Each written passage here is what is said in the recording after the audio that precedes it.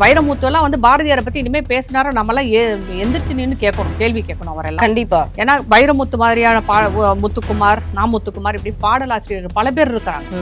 அவங்களுக்கெல்லாம் பாரதியாரை வச்சுதான் அவங்களே வந்து கவிதையை எழுதிட்டு இருக்கிறாங்க. இன்னைக்கு அவங்க எல்லாம் வந்து கேட்க மாட்டாங்க, வாயை திறக்க மாட்டாங்க. சினிமா உலகத்திற்கு நம்ம வந்து சினிமா உலகத்தை மன்னிக்கவே கூடாது.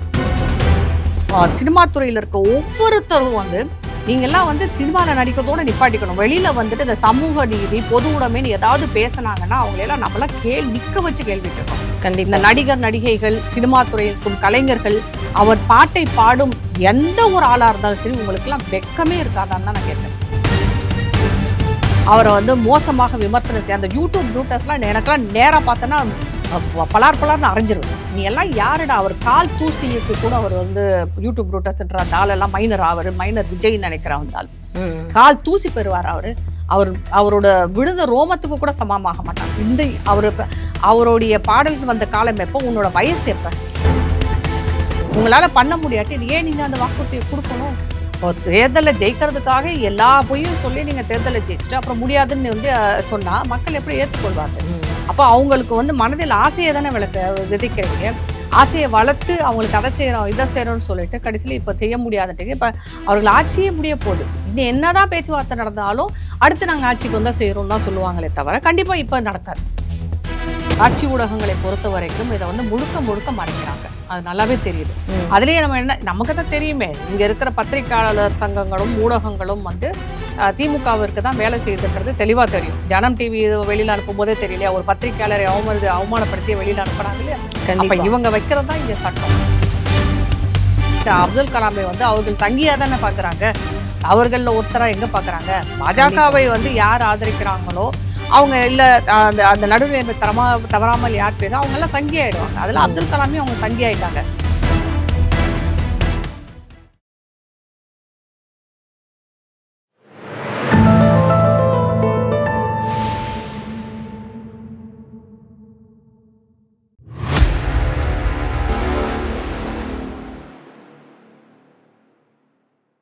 தாமரை டிவி நேயர்களுக்கு அன்பான வணக்கம். இன்று நமது நேர்காணலில் சிறப்பு விருந்தினர் சமூக ஆர்வலர் ராதாதேவர் அவர்கள் நம்முடன் இருந்திருக்கிறார்.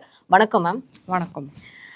இன்னைக்கு நம்ம எல்லாருக்குமே தேவதைகளாக தெரியக்கூடியவங்க செவிலியர்கள் தான். ஏன்னா அவங்க வந்து வாழும் தேவதைகள் அப்படின்னு சொல்லுவாங்க. ஏன்னா அந்த அளவுக்கு இருக்கக்கூடிய செவிலியர்கள் இன்னைக்கு ஒவ்வொரு தடவையும் வந்து போராட்டங்கள், ஏன்னா நம்மளுடைய உயிருக்கு பாதுகாப்பு கொடுத்தவங்க இன்னைக்கு கோவிட் டைம்ல இருந்து அதை தாண்டி நம்ம வந்திருக்கோம் அப்படின்னாவே அதுக்கு செவிலியர்கள் தான் வந்து 100% அவங்க தான் காரணம்.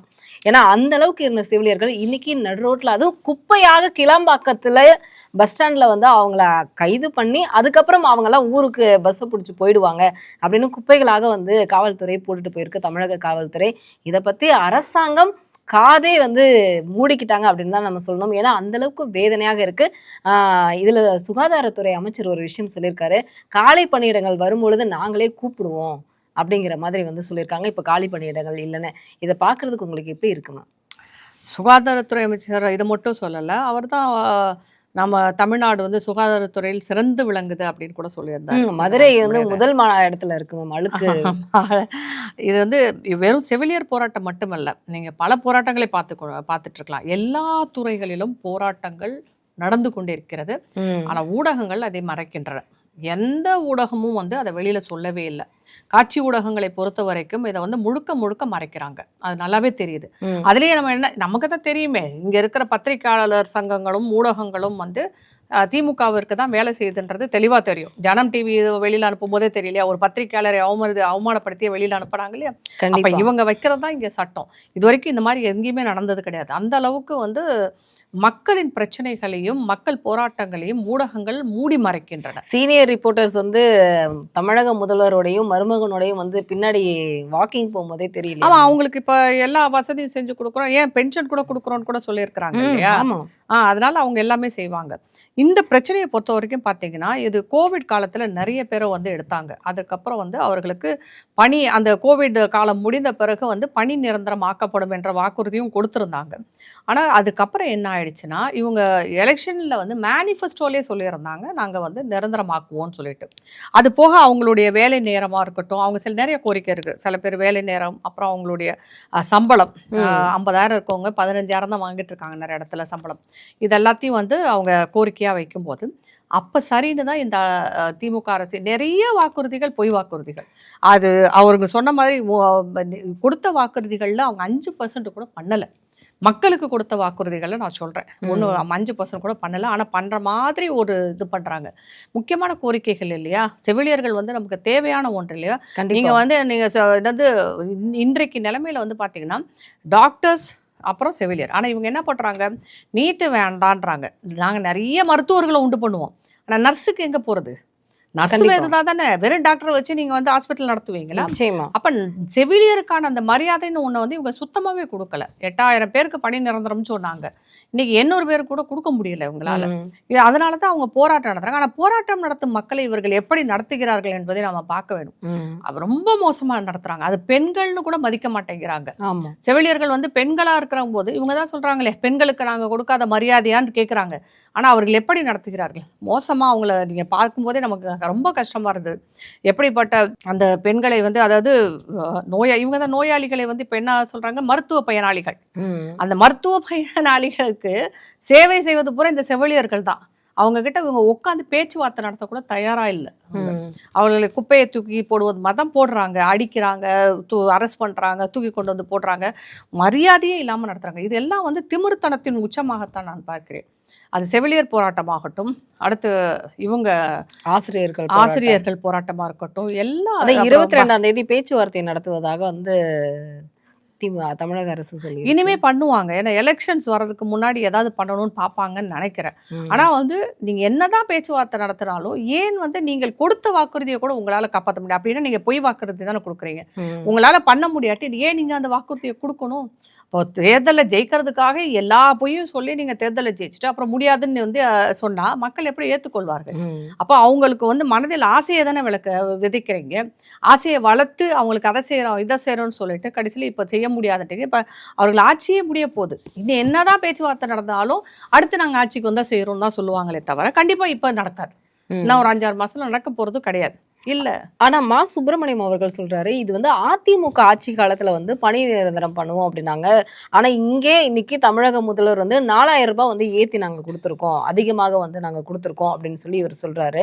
அது மட்டும் இல்லாம கொரோனா காலகட்டத்துல வந்து இப்படி ஒரு வாக்குறுதியை அவங்க தான் கொடுத்தாங்க அப்படின்னு இவர் சொல்றாரு. ஆனா நீங்க 356ல வந்து பணி நிரந்தரம் நாங்க தருவோம் அப்படின்னு வந்து எல்லா செவிலியர்களும் அதே கோரிக்கைகளை நேற்று சொல்லி தேர்தல் அறிக்கையில கொடுத்தீங்களா இல்லையா? அதிமுக செஞ்சுச்சு. அதிமுக ஆட்சிக்கு வந்தா அதிமுகவை கேட்கலாம். இப்ப நீங்க தானே ஆட்சிக்கு வந்திருக்கீங்க. அது போக இவர் சொல்றாரு இல்லையா, நாங்க 4,000 ஏற்றி கொடுத்தோம். அதெல்லாம் கிடையாது. உங்களோட சம்பளம் வந்து 18,000 தான் மேக்சிமம் போகுது. ஆனா வேலை நேரமும் வேலை பளுவும் அதிகமாக இருக்கிறது. பணி வந்து கான்ட்ராக்சுவல்ல இருக்கிறாங்க, நிரந்தரமான பணியும் இல்ல. அதுல நிறைய பேருக்கு வேலையும் இல்லாம இருக்கிறாங்க. பல பிரச்சனைகள் இருக்கு.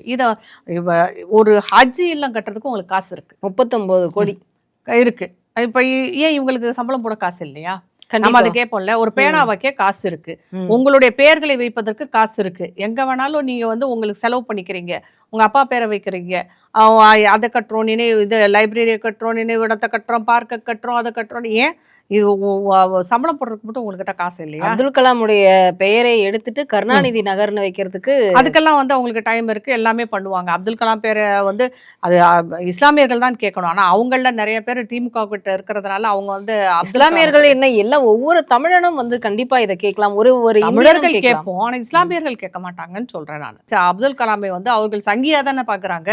அவர்கள ஒருத்தரா எங்க பாக்குறாங்க? பாஜகவை வந்து யார் ஆதரிக்கிறாங்களோ அவங்க, இல்ல அந்த நடுநிலைமை தவறாமல் யார் பேச அவங்க எல்லாம் சங்கி ஆயிடுவாங்க. அதுல அப்துல் கலாமே அவங்க சங்கி ஆயிட்டாங்க. ஆனா இஸ்லாமியரில் ஒருத்தர் வந்து ஜனாதிபதி வரைக்கும் போயிருக்கிறாரு. அதுவும் அவர் ஒரு சயின்டிஸ்டா இருந்து ஜனாதிபதி வரைக்கும் போயிருக்காருன்ற அந்த பெருமை அந்த சமூகத்துக்கு இருக்கிறது என்பதை கூட அவர்கள் ஏற்றுக்கொள்ள மறுக்கிறார்கள் நிறைய பேர்.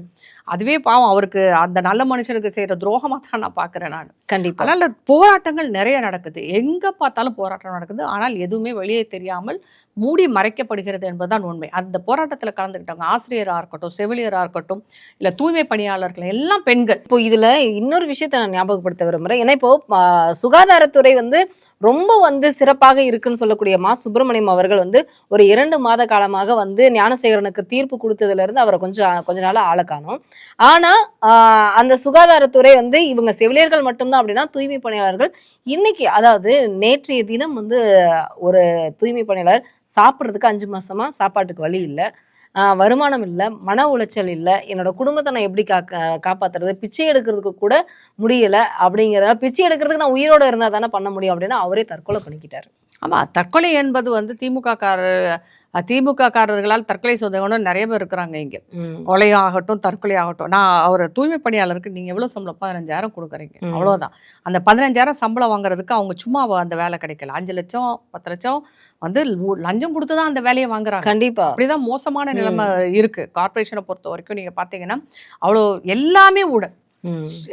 நீங்க சுத்தி பார்த்தீங்கன்னா ஊழல் இல்லாத துறைகளே கிடையாது. அதுல வந்து இந்த நம்மளுடைய கார்பரேஷன்லாம் வந்து மிக மோசமான ஊழலில் திளைத்து கொண்டிருக்கிறது. மாநகராட்சி 2000 கோடி ஊழல் இருக்கு, ஆனா இப்ப வரைக்கும் FIR போடல.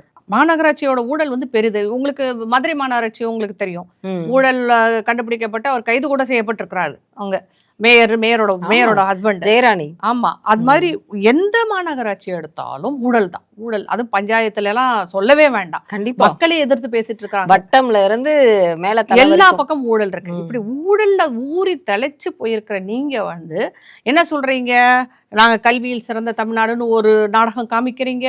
இளைஞர்களை கூட்டி நாங்கள் என்னது உள்ளே வரவிட மாட்டோம், நாங்கள் இருக்கிற வரைக்கும் சனாதன சக்தி உள்ளே வரக்கூடாதுன்னு ஒரு சீனை போடுறீங்க. ஹிந்தி தெரியாது போடான்னு வெறும் நாடகங்கள், நாடக கோஷ்டி தான் இவங்க. திமுகவை பொறுத்த வரைக்கும் ஒரு பெரிய நாடக கோஷ்டி. சுற்றி மக்களிடம் நடித்து கொண்டிருக்கிறார்கள். ஒரு உண்மையான பிரச்சனையை வந்து அதை சரியாக அணுகாமல் இவர்கள் பாட்டுக்கு அது பொய்யையும் சொல்லிட்டு என்னமோ இவர்கள் தான் நீங்கள் வந்து தமிழ்நாட்டையே கட்டி காப்பாற்றுற மாதிரி ஒரு மாய தோற்றத்தையும் பிம்பத்தையும் உருவாக்கிட்டு இருக்கிறாங்க. தமிழர்கள் வந்து முட்டாள்கள் கிடையாது. ஆனால் என்னன்னா இங்கே என்ன பிரச்சனை ஆகுதுன்னா, அவர்களுக்கு உண்மை எது பொய் எது என்பதை வந்து அவங்க புரிஞ்சுக்கவே முடியாத அளவுக்கு குழப்புறாங்க.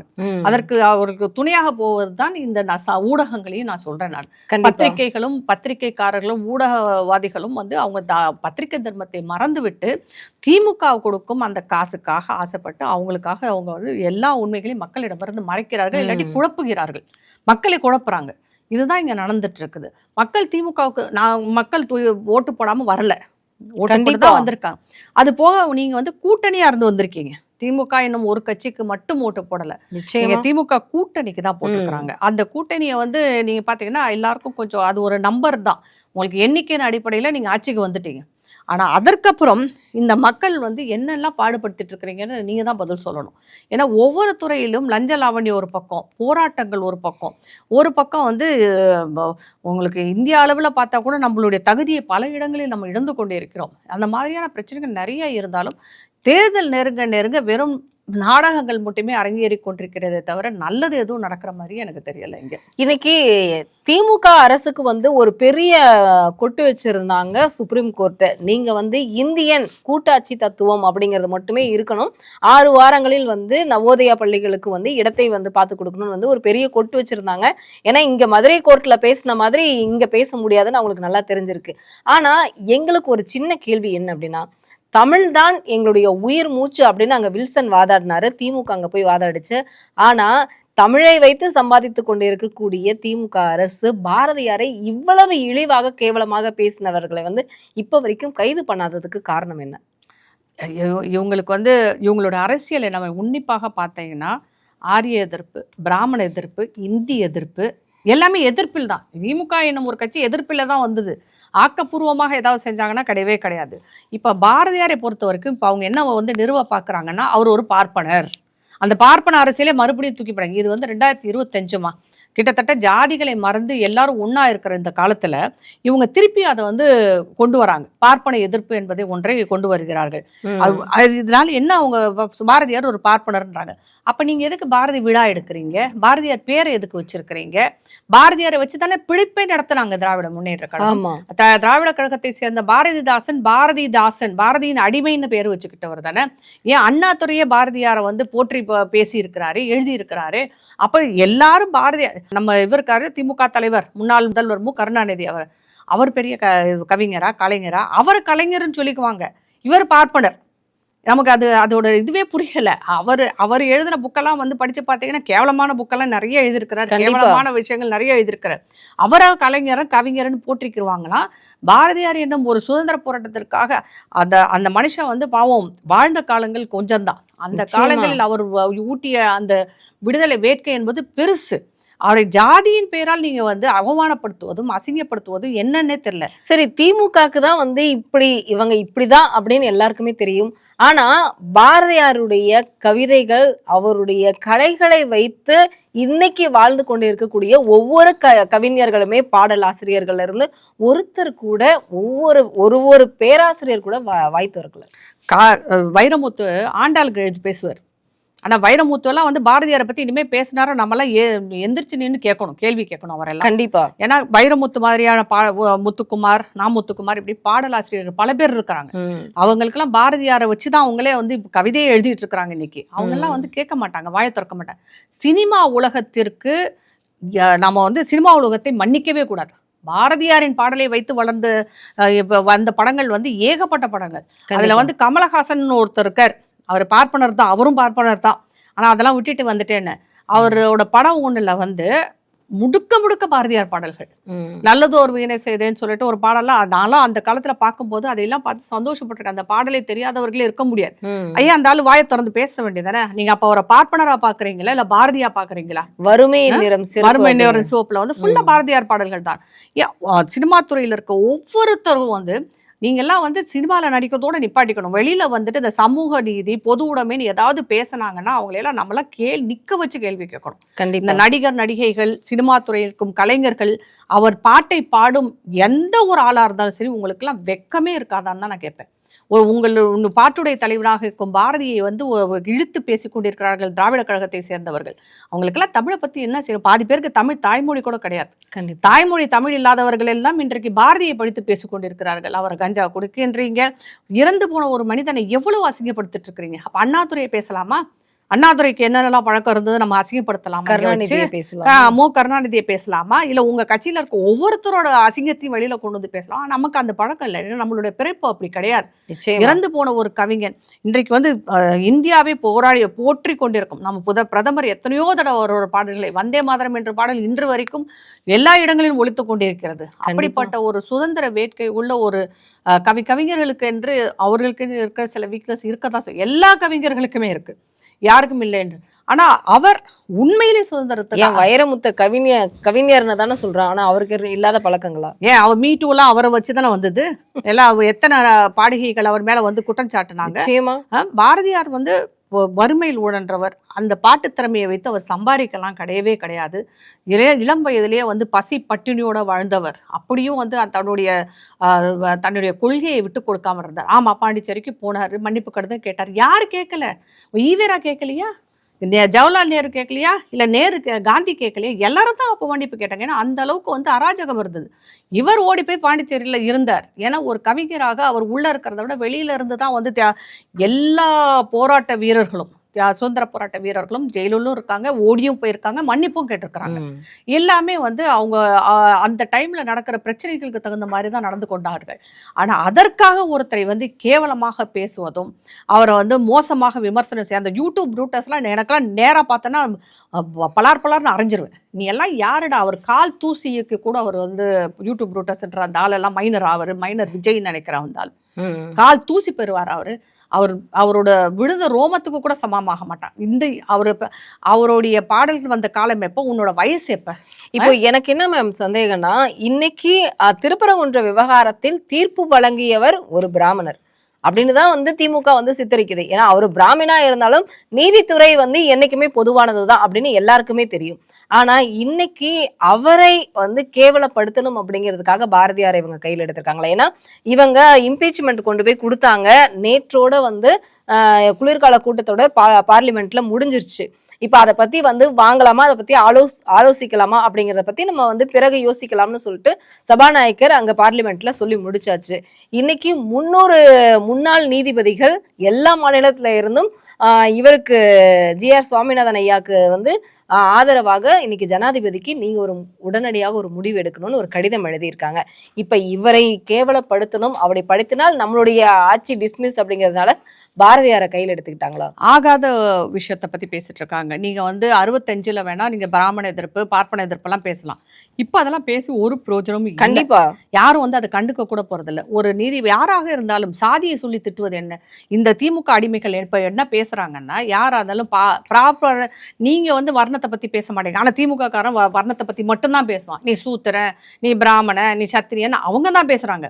அதாவது பிராமின்ஸை வந்து பார்ப்பனர்களாகவும் இந்த இடைநிலை ஜாதியரை வந்து சூத்திரர்கள் சொல்லி பேசுறதே இவங்க பொழப்பு. எல்லாரையும் வந்து ஜாதியை சொல்லி தான் திட்டுவாங்க. ஜாதிகள் இல்லைன்னு சொல்லிட்டு போயிட்டாரு அந்த ஆளு மனுஷன் பாரதி. ஆனா அதை கூட இவங்க கண்டுக்காம ஜாதியை பத்தியே அவரையே ஜாதிகள் இல்லையடி பாப்பான்னு சொன்ன ஒருத்தரை இவங்க ஜாதியை வச்சு திட்டுறாங்க பாருங்க. இதெல்லாம் வந்து கொடுமை, யாருக்குமே அடுக்காது. இன்றைக்கு இருக்கும் திமுக என்பது மிக மிக கேவலமான சாக்கடையில உழற்ற ஆளுங்க மாதிரி இருக்கிறாங்க. அப்போ ஒரு கருணாநிதி அவர்கள் அந்த காலத்துல அவங்க என்ன பண்ணாங்கன்னா, அந்த டைம்ல நடந்தது நமக்கு பெருசாக தெரியாவிட்டாலும் அப்பயும் இதெல்லாம் இருந்தது. எல்லா காலத்திலையும் இவர்கள் செய்து கொண்டு இருந்தார்கள். ஆனா இன்றைக்கு வந்து நமக்கு வெளியே தெரிய ஆரம்பிக்குது. இவர்களுடைய குணம், இவர்களுடைய பேச்சு, இவர்களுடைய நடத்தை வந்து இப்ப நமக்கு வெளியில தெரியுது. அந்த காலத்துல மீடியா இல்லாதனால நமக்கு அது தெரியாமலே போயிடுச்சு. ரொம்ப சில பேருக்கு தான் இது ரீச் ஆச்சு. ஆனா இப்ப வந்து இவங்களுடைய குணம் என்னன்றது தெரியுது. திராவிட கழகம் என்ற ஒரு கழகத்தை வைத்துக்கொண்டு இவர்கள் இந்துக்கள் மேல் சேற்றை வாரி வீசுவதும், இந்துக்களை பற்றி கேவலமாக பேசுவது, சனாதனத்தை பற்றி பேசுவது, அதற்கு ஆதரவாக இருக்கும் மக்களை 80% இந்துக்கள் இருக்கும் இந்த தமிழகத்தில் இவங்களால இப்படி பேச முடியுதுன்னா அதுல நாம குறைஞ்சோம்னா என்ன ஆகும்னு யோசிச்சு பாருங்க. நிச்சயமா கண்டிப்பாக இவங்க என்ன பண்ணாங்க, வெட்டி குழி தோண்டி புதைச்சிருவாங்க நம்மளெல்லாம். அந்த அளவுக்கு நம்ம வந்து சிறுபான்மையினர், இதுல வந்து சிறுபான்மையினர் தான் விழித்து கொள்ள வேண்டும். நீங்க திராவிட கழகத்துக்கு சப்போர்ட் பண்றன்ற பேரில் அவர்கள் இந்துக்களிடம் இருக்கும் அன்பையும் ஆதரவையும் மரியாதையும் இழந்து கொண்டிருக்கிறார்கள். இது உண்மை. அதுவும் இந்த திருப்பரங்குன்ற விஷயத்துல அது நல்லாவே தெரிஞ்சுது. இப்போ கூட திமுகவை சார்ந்த ஒருத்தர் வந்து இன்னைக்கு பூர்ணச்சந்திரன் தற்கொலை பண்ணியிருக்காரு. குடும்பத்தை பற்றி யோசிக்காமல் அது மனவேதனையாக இருந்தாலும் திருப்பரங்குன்ற விவகாரத்தில் ஒரு இந்துக்களும் வந்து அதுல திமுகவும் வந்து பாதிக்கப்படுறாங்க அப்படிங்கறத வந்து இப்போ வரைக்குமே தமிழக அரசு வாயே திறக்கலையே. இப்ப என்னடா அதுல நல்லா பாத்தீங்கன்னா திமுக அப்படித்தான். அவர்களுக்கு ஆதரவாக இருப்பவர்களை மட்டும் தான் எடுத்துக்கொள்வாங்க. அதற்கு எக்ஸாம்பிள் அனிதாவும் வந்து தற்கொலை தானே பண்ணிக்கிட்டாங்க. அதை நீங்க குளோரிஃபை தானே பண்ணீங்க. இன்னைக்கும் வந்து ஒவ்வொரு மேடையிலையும் வந்து அவர் போட்டோவை வச்சு எதுக்கு பண்றீங்க? தற்கொலையை வந்து நீங்க வந்து தற்கொலையை தூண்டுறாங்க சங்கிங்க, பாஜக. பூர்ணச்சந்திரன் இறந்தது வந்து சங்கிகள் செய்த வேலைன்னா அப்ப அனிதா செத்தது யாரால? எதுக்கு நீங்க அந்த தற்கொலையை வந்து மிகப்படுத்தி பேசிட்டு இருக்கீங்க? எதுக்கு போட்டுட்டு இருக்கீங்க? எதுக்கு ஊர் ஊரா அந்த போட்டோவை தூக்கிட்டு அலையிறீங்க? அது மட்டுமல்ல, இந்த தற்கொலை என்னும் அந்த ஒரு விஷயமே வந்து திமுகவிடம் இருந்துதான் வந்தது. 1965 இந்திய எதிர்ப்பு போராட்டத்துல அப்போ வந்து காங்கிரஸ்காரவங்க இருக்கிறப்ப பக்தவச்சலம்லாம் இருந்தா சீஃப் மினிஸ்டரா, இவங்களால அரசியலுக்கு வர முடியல. இவங்களால அரசியல் பிடிக்க முடியாதனால இந்திய எதிர்ப்பு போராட்டத்தை ஆரம்பிச்சாங்க. அப்ப 70 பேர் என்னமோ செத்து போனாங்க. அதுல 3 பேர் வந்து தீக்குளித்து இறந்தார்கள். அது இன்னைக்கும் வந்து கீழப்பழுவூர் சின்னசாமி எங்க இருக்காரு யாருக்குமே தெரியாது. அப்புறம் பீளமேடு தண்டபாணி எங்க இருக்காரு யாருக்கும் தெரியாது. மயிலாடுதுறை சாரங்கபாணி இவங்கெல்லாம் தீக்குளிச்சு இறந்தவங்க. அவங்க குடும்பம் எங்க இருக்குன்னு தெரியாது. ஆனா ஒரு திமுக இன்னைக்கு மந்திரியாக இருப்பவர்களில் ஒருத்தருடைய பையன் பேரன் எவனாவது செத்தானா, இல்ல அந்த மந்திரிகள்ல யாராவது செத்தாங்களா? யாரும் சாகல. சாதாரண ஜனங்களை தூண்டி விட்டு அன்னைக்கு தீய வச்சுக்கிட்டு அவங்க செத்து போனாங்க. அதுக்கப்புறம் வந்து அண்ணாதுரை ஒரு தடவை வந்து அரெஸ்ட் பண்ணாங்க. அப்பயும் வந்து ஒருத்தர் இறந்து போனாரு. இந்த மாதிரி மொழிப்போர் தியாகிகள் தினம்னு ஒன்று கொண்டாடுறீங்களே, எதுக்காக கொண்டாடுறீங்க? தீக்குளிச்சவங்களுக்காக கொண்டாடுறீங்க. அப்ப இது இந்த கலாச்சாரம், இந்த தீக்குளிக்கிற கலாச்சாரம் திமுக தான். பாஜகவை சேர்ந்தவர்கள் தீக்குளிக்க மாட்டாங்க, அவங்கள கொல்லுவாங்க. நிறைய பேர் வந்து கொண்டு இருக்கிறாங்க. பாஜகவினர் பலிதானம் தான் ஆகி இருக்கிறார்களே தவிர தங்கள் உயிரை தாங்களே மாய்த்து கொண்டதாக வரலாறே கிடையாது. எங்கேயுமே பாஜகக்காரவங்க மற்றவர்களால் பலிதானம் தான் ஆகி இருக்கிறார்கள். இது முழுக்க முழுக்க வந்து திராவிட பழக்கம் தான். அவர் பூர்ணச்சந்திரன் அவர்களுக்கு கண்டிப்பாக நம்ம அனுதாபங்களை தெரிவிக்க வேண்டும். ஒரு திமுக காரராக இருந்தாலும் இன்றைக்கு திமுகவால் கைவிடப்படவில்லை, தூற்றப்படுகிறார். அவர் மனைவியை அசிங்கமாக பேசுகிறார்கள், அவரை கொச்சைப்படுத்துகிறார்கள், அவர் குடும்பத்தை கொச்சைப்படுத்துகிறார்கள். ஆனா அவருடைய இறப்புக்கு நேற்று வந்து இறுதி ஊர்வலத்திற்கு ஒரு திமுக கூட, ஏன்னா அந்த இடத்துல அவ்வளவு பாஜக தரப்பினர் இருந்தாங்க, அவ்வளவு அதிமுக தரப்பினர்கள் இருந்தாங்க. இன்னைக்கு கூட அந்த ஏரியாவில் வந்து பாஜகவை சார்ந்த ஒருவர் வந்து தன்னுடைய சார்பாக 1,00,000 ரூபாய் வந்து கொண்டு போய் நான் வந்து அந்த இடத்துக்கு நான் கொண்டு போய் கொடுக்கறதாக அறிவிச்சிருக்காரு. இப்படி இருக்கக்கூடிய பட்சத்துல ஆனா ஒருத்தர் கூட திமுகவுல ஏன்னா அவர் முருகனுக்காக தீ குளிச்சார்ல, அல்லாவுக்காக தீ குளிச்சிருந்தா இல்ல இயேசுக்காக தீ குளிச்சிருந்தா இவங்க போய் ஆளா நின்று இருப்பாங்க. முருகனுக்காக தீ குளிச்சா இவங்களுக்கு என்ன போச்சு? அது வந்து இந்துக்கள் சுரணையற்றவர்கள் தானே. இல்ல இது எப்படி இருக்குன்னா, இப்ப வந்து கிறிஸ்தவர்கள் வந்து அவங்களும் சிலை வடிவில தான் வந்து மாதாவை வைத்து இயேசுநாதரை வைத்து நம்ம வந்து குறை சொல்லல. ஏன்னா அவர்களும் வந்து கடவுள் தான். இப்ப அவங்கள வச்சு சாமி கும்பிடும் போது வந்து அது நம்பிக்கை. இப்ப இவங்க வந்து மசூதியில வந்து அவங்களும் வந்து மசூதியில இல்ல, காபால இருக்கிறதே கல்லு தானே, அந்த இது மாதிரி வச்சிருக்காங்க. அவங்க அதை கும்பிடுறத வந்து அதுவும் வந்து கடவுள் நம்பிக்கை. ஆனா வந்து இந்துக்கள் சிலை வடிவில் இருக்கக்கூடிய வந்து கடவுளை வந்து கும்பிட்டா அது வந்து மூட நம்பிக்கையா? இது எந்த இடத்துல? மூட நம்பிக்கை என்பது எல்லா மதங்களிலுமே உண்டு, எல்லா மதங்களிலும் இருக்கு, இந்து மதத்தையும் தவிர. அது சில பல, அதாவது வழிபாடுகள் என்பது வெவ்வேறாக இருக்கும், ஒவ்வொரு காலகட்டத்திலும் மாறும், மக்களின் அந்த கலாச்சாரம் அந்த இடத்தின் பொறுத்து அது வந்து நடக்கும். அது சில காலங்களில் அது மூட நம்பிக்கையாக இருக்கலாம். இன்றைக்கு நேத்து வந்து ஒற்றுக்கொள்ளப்பட்டது இன்றைக்கு மூட நம்பிக்கையாக மாறும், இன்றைக்கு ஒத்துக்கொள்ளப்பட்டது நாளைக்கு மூட நம்பிக்கையாக மாறும். அது காலத்துக்கு ஏற்ப மாறுபட்டு கொண்டே இருக்கும். தர்மம் என்பது ஒன்று தான், நம்மளுடைய கலாச்சாரம் என்பது ஒன்றுதான், அதை மாற்றவே முடியாது உங்களால. நம்பிக்கைகள் வேணா மாறிக்கிட்டே இருக்கலாம் நமக்கு. இவங்க பண்றது வந்து பாத்தீங்கன்னா, அதான் உதயநிதி அவர்கள் சமீபத்தில் பேசுனதை நீங்களே கேட்டிருப்பீங்கன்னு நினைக்கிறேன். கிறிஸ்தவ இப்ப இதுக்காக அற்புத பெருவிழா, அற்புத பெருவிழால திராவிடமும் கிறிஸ்தவமும் ஒன்றுதான் அப்படின்னு. அது உண்மைதான், அவர் சொன்னதுல எந்த மாற்று கருத்தும் இல்லை. இவங்களோட ஜஸ்டிஸ் கட்சியே வந்து மிஷனரிகளால் உண்டாக்கப்பட்ட, மிஷனரிகள் சப்போர்ட்டோட உண்டாக்குனதுதான். பிரிட்டிஷ்காரங்க கொண்டு வந்ததுதான் ஜஸ்டிஸ் கட்சி. மிஷனரிகள் என்னெல்லாம் பேசினாங்களோ, ஆரிய திராவிடம், பார்ப்பன எதிர்ப்பு, இது எல்லாம் மொழி பிரச்சனைகள், இதெல்லாம் விதை போட்டது வந்து மிஷனரிஸ் தான், கிறிஸ்தவர்கள் தான் அன்றைக்கு விதை போட்டார்கள். செயின்ட் பிரான்சிஸ் சேவியர்னு ஒருத்தர் இருந்தார் இல்லையா, மதம் மாறாதவங்களையெல்லாம் கூப்பிட்டு கோவாலையெல்லாம் வச்சு நடு இதில் வச்சு கைகளில் வெட்டி இருக்கிறார். நிறைய பேரை வந்து கொலையெல்லாம் பண்ணியிருக்காங்க. அவரையும் வந்து கொண்டாடிட்டு தான் இருக்கோம் நம்ம. அதில் வேற அதெல்லாம் வந்து நம்ம சொல்ல முடியாது, நிறைய விஷயங்களை நம்ம வெளிப்படையாக பேசக்கூட முடியாத சூழ்நிலையில் இருக்கும். ஆனால் திராவிட கட்சிகள் அதை எல்லாம் சுயரித்து கொண்டு நாத்திகம் என்ற பெயரால் நடித்து கொண்டிருக்கிறார்கள். நாத்திகத்தெல்லாம் யாருமே இங்கே கிடையாது. ஒன்று அவங்க சிறுபான்மையினர் ஏதாவது ஒன்றில் இருப்பாங்க, இல்லை வந்து அவர்கள் தனியாக அவர்கள் ஏதாவது ஒன்றை ஃபாலோ பண்ணிட்டு இருப்பாங்க. ஏன் ஸ்டாலின் அவர்கள் வந்து நாத்திகர் தான், கடவுள் நம்பிக்கையில் தான். ஆனால் அவர் மனைவிக்கு இருக்குல்ல, அவங்க கோயிலா போயிட்டு தானே இருக்காங்க, ஒட்டகத்துக்கு கூட பூஜை பண்றாங்களே. ஆமா பண்றாங்க இல்லையா, எல்லாத்துக்கும் பூஜை. அது கூட வந்து மூட நம்பிக்கை, அது பகுத்தறிவு. நீங்க அது ஒட்டகத்துக்கு பூஜை பண்றதுக்கு பேரு பகுத்தறிவு. அதுக்கப்புறம் நம்ம சாமி கும்பிட்டு அது மூட நம்பிக்கை. ஆமா, உதயநிதியின் மனைவி வந்து யாரு, கிறிஸ்தவர் தான். எல்லாருக்கும் கிருத்திகா உதயநிதி கிறிஸ்தவர் தான். கண்டிப்பாக இவருக்கு அந்த நம்பிக்கை இருக்கத்தான் செய்யும். இல்ல ஒரு சந்தேகம், இன்பநிதி வந்து கிறிஸ்தவரா இல்ல ஹிந்துவா? அது அவங்க தான் சொல்லணும். அவங்ககிட்ட இப்போ நீங்கள் கேட்டிங்கன்னா நாங்கள் எல்லாத்துக்கும் பொதுன்னு சொல்லுவாங்க. இன்பநிதி வந்து கிறிஸ்தவ, நாங்கள் எதுவும் இல்லைன்னுவாங்க. ஆனால் அவர்களுக்கு வந்து அவர்கள் தெளிவாகத்தான் இருக்கிறார்கள். சர்டிஃபிகேட்ல என்ன இருக்கும்? சர்டிஃபிகேட்ல வந்து கிறிஸ்தவராகத்தான் இருக்க முடியும். ஏன்னா அவர் உதயநிதி ஒரு கூட்டத்தில் சொன்னாருன்னா, நான் கிறிஸ்தவன் தானே சொன்னார். உதயநிதி முன்னாடி 2 வருஷத்துக்கு முன்னாடி நான் கிறிஸ்தவன் என்று தான் அவர் தன்னைத்தானே அறிவித்துக் கொண்டார். அதனால கிறிஸ்துவராக இருக்கத்தான் வாய்ப்பு, நமக்கு வெளியில தெரியறதுக்கான வாய்ப்பு இல்லை. கேட்டால் நாங்கள் கடவுள் நம்பிக்கை இல்லாதவர்கள், நாத்திகவாதிகள். ஆனால் நாத்திகவாதிகள் எந்த கடவுளையும் நம்பக்கூடாது, எல்லா மதத்தையும் வந்து எதிர்த்து பேசணும், எல்லா மதங்களில் இருக்கும் மூட நம்பிக்கையும் வந்து கண்டிக்கணும், எந்த மத விழாக்களுக்கும் வந்து வாழ்த்து சொல்லக்கூடாது. அப்படின்னா நீங்க சொல்றது இல்லை. ஆனால் நீங்கள் இந்து மத விழாக்களுக்கு வாழ்த்து சொல்ல மாட்டீங்க, இந்துக்களை ஒழிப்போன்னுவீங்க, சனாதனத்தை ஒழிப்போன்னுவீங்க, இந்துக்களை கேவலமாக பேசுவீங்க, இந்துக்கள் தீபம் ஏற்றக்கூடாதுன்னுவீங்க. இந்து மதத்துக்காக உங்கள் கட்சியை சேர்ந்த ஒருத்தர் உயிர் விட்டாருன்னா அவரை குடிகார சரியில்லை, குடும்ப பிரச்சனைகளை சேர்த்தான்னு நீங்களே வந்து கேவலப்படுத்துவீங்க. அப்படி இதெல்லாம் செஞ்சுட்டு கிறிஸ்தவர்களையோ இஸ்லாமியர்களையோ பற்றி ஒரு வார்த்தை கூட அவங்க பேச மாட்டாங்க. நீங்கள் அப்படி பேசினா உங்களை அரெஸ்ட் பண்ணி உள்ளே வச்சுருவாங்க. இது வந்து உண்மை, எல்லா இடத்துலையும் இது நடக்குது. இவங்க வந்து அவர்களுக்கு மட்டும்தான், ஏன்னா அவங்க வந்து கன்சாலிடேட் பண்ணி உங்களுக்கு ஓட்டு போடுறாங்க. 20% ஓட்டு உங்களுக்கு அவங்ககிட்ட 100% அவங்க ஓட்டை போட்டுறதுனால அந்த ஓட்டிற்காக மட்டுமே அவர்களை ஆதரித்தும் இந்துக்களை வெறுத்தும் எதிர்த்தும் அவர்களை வந்து அடக்கியும் வைத்திருப்பது தான் இந்த அரசு.